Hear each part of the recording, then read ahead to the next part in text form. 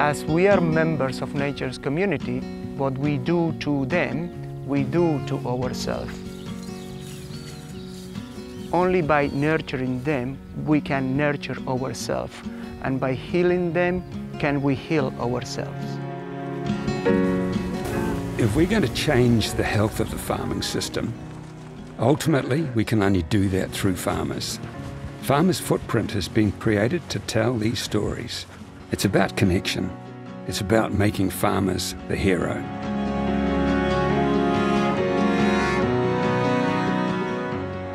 Big change started happening about 25 years ago with the birth and subsequent death of our first child.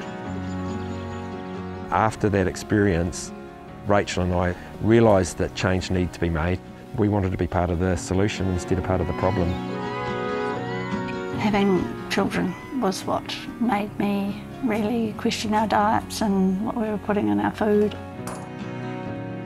It all goes back to the soil. You've got healthy soil, you've got healthy grass, you've got healthy animals, you've got healthy people.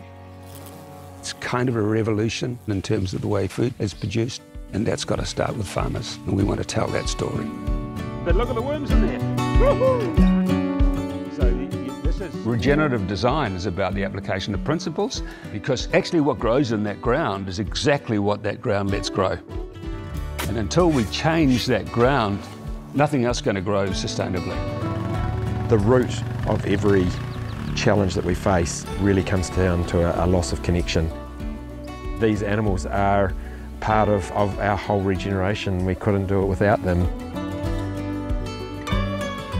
I don't think Nikki would have been as interested in farming if we'd carried on how we were. No, I don't think I would have at all. It's this style that interested me.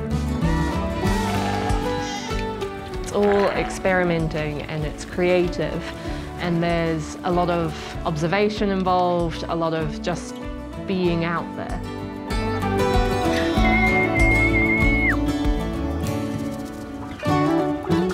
We are departing from monotony to diversity, but functional.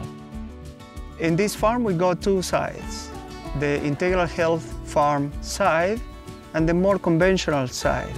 So two sides, two different herds, two different farms in the same property that are managed differently. And we are running scientific measurements in both sides to have a fair comparison.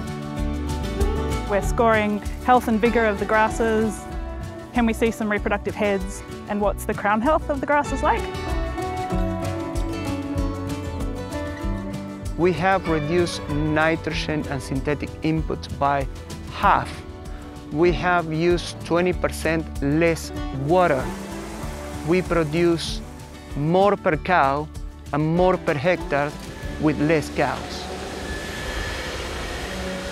We even went further and ran human trials that show us that people consuming animal products from this sort of farm system are healthier.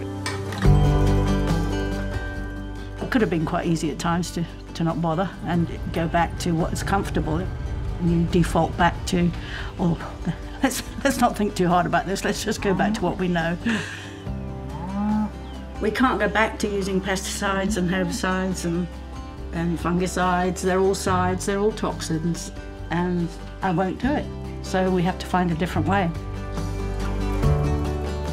In Central Hawke's Bay, it has been a largely denuded landscape.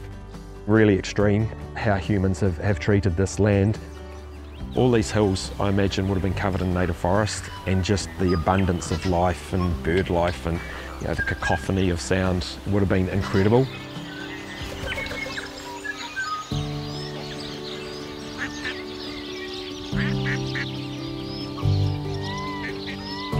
We're evaluating ecological health, and we're showing that that health is changing because of the way farmers manage that land. The food that comes off that land is coming off with higher levels of nutrient, and consumers that buy that are now evidentially showing greater health.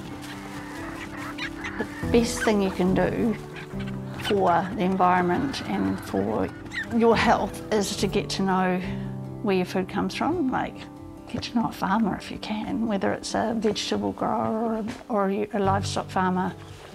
Support your local food producers, because you demand good food, they'll provide it. The biggest premium you're going to get is actually the health that you're going to bring to your system. You'll actually maintain your levels of productivity and you'll reduce your inputs. Nature that does all the work, we just help facilitate. Nature wants to heal. The first thing that we can do is kind of get out of the way. Seeing the birds, the wildlife, the insect life and everything else, the whole come back, hugely rewarding. That nature's default is actually one of abundance. I sort of feel that in the history of agriculture there's never been a more exciting time to be involved in farming. I'm really looking forward to the future. The gate's open and just wanting to share that with anybody that is interested in learning, from our mistakes and from our learnings.